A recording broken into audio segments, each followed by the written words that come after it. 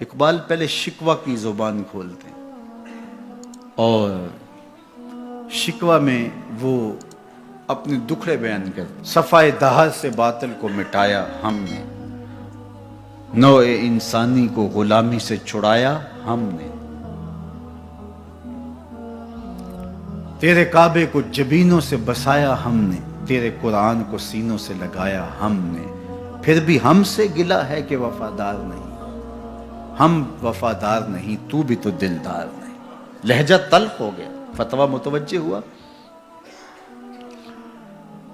لیکن جب جواب آیا تو سارا نشہ اتر گیا. لفظ وہی ہے، صرف صیغہ بدلتا ہے. پہلے تو کہا صفائے دہر سے باطل کو مٹایا ہم نے. رب سے شکوہ کر رہی ہے مشت خاک. اقبال کی زبان بول رہی ہے کہ ہم نے جنگیں لڑی، ہم نے پہاڑوں کے کلیجے چیرے، ہم نے سمندروں میں گھوڑے ڈال دیے، ہم نے تیرے دین کے لیے کیا کیا نہیں کیا. برستے تیروں میں ہم نے نمازیں نہیں ادا کی، ہم نے کربلائیں نہیں سجائیں، ہم نے کیا کچھ نہیں کیا، اور آج ہم ذلیل ہیں. 56-57 اسلامی ملک کو ذلت و رسوائی کا عالم. تو اقبال شکوہ گناہ ہوتا ہے. صفائے دہر سے باطل کو مٹایا ہم نے، نوع انسانی کو غلامی سے چھڑایا ہم نے، تیرے کعبے کو جبینوں سے بسایا ہم نے، تیرے قرآن کو سینوں سے لگایا ہم نے، پھر بھی ہم سے گلہ ہے کہ وفادار نہیں. ہم وفادار نہیں، تو بھی تو دلدار نہیں. اب جواب سنیے. جواب اب ادھر سے آتا ہے، لہجہ اقبال کا ہے، وہی لفظ ہے، صرف صیغہ بدلتا ہے. آواز آ رہی ہے. صفائے دہر سے باطل کو مٹایا کس نے، نوع انسانی کو غلامی سے چھڑایا کس نے، میرے کعبے کو جبینوں سے بسایا کس نے، میرے قرآن کو سینوں سے لگایا کس نے. تھے تو آبا وہ تمہارے ہی مگر تم کیا ہو، تھے تو آبا وہ تمہارے ہی مگر تم کیا ہو. ہاتھ پہ ہاتھ دھرے منتظر فردا ہو، ہر کوئی مست مئے ذوق تن آسانی ہے. تم مسلمان ہو یہ انداز مسلمانی، حیدری فقر ہے نئے دولت عثمانی ہے. تم کو اسلاف سے کیا نسبت روحانی ہے، وہ معزز تھے زمانے میں مسلمان ہو کر، تم خار ہوئے تارک قرآن ہو کر. کہا تم نے قرآن کو چھوڑ دیا ہوا ہے، عملاً چھوڑ دیا ہوا ہے.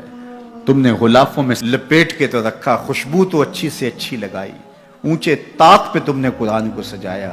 سچ بتاؤ کبھی کھول کے دیکھا، سچ بتاؤ کبھی قرآن سے پوچھا میں زندگی کیسے گزاروں. بھیڑ بن جائے مشکل بن جائے تو مشاورت کرتے پھرتے ہو، کبھی وکیلوں سے پوچھتے ہو، کبھی ماہرین سے پوچھتے ہو، کبھی کسی سے پوچھتے ہو بتاؤ میں کیا کروں. کبھی قرآن سے بھی پوچھا میں کیا کروں، یہ مصیبت کیوں آئی میرے اوپر، قرآن تو بتا میری کوتاہی کیا تھی. پھر قرآن بتائے گا کہ تو نے رب کا دامن چھوڑا تو آج رسوا ہو رہا ہے. وَأَنْتُمُ الْعَالَوْنَ إِن كُنْتُم مُؤْمِنِينَ. آجا حضور کا غلام ہو جا، آج اس سے سر پہ عزتوں کا تاج رکھ دیتے. تو قرآن کی طرف اقبال نے بلایا اور ان کا سارا فکر و فلسفہ اس کے ارد گرد گھومتا ہے. بلکہ میں آپ کو ایک بات بتاؤں، یہ کسی نے نہیں کہی، یہ کتنی بڑی بات ہے. اقبال نے کہا کہ اگر میں نے قرآن کی تعلیمات سے ہٹ کے ایک حرف بھی کہا ہو تو قیامت کے دن حضور کے قدموں کا بوسہ نصیب نہ ہو. حضور مجھے آپ کے قدموں کا بوسہ نصیب نہ ہو اگر آپ کے سینے پہ اتری ہوئی کتاب سے ہٹ کے کچھ کہا. یہ اقبال ہی کہہ سکتے ہیں. تو ساری زندگی اقبال کی فکر کا محور قرآن رہا. اس کتاب سے جڑو گے تو زندگی پا جاؤ.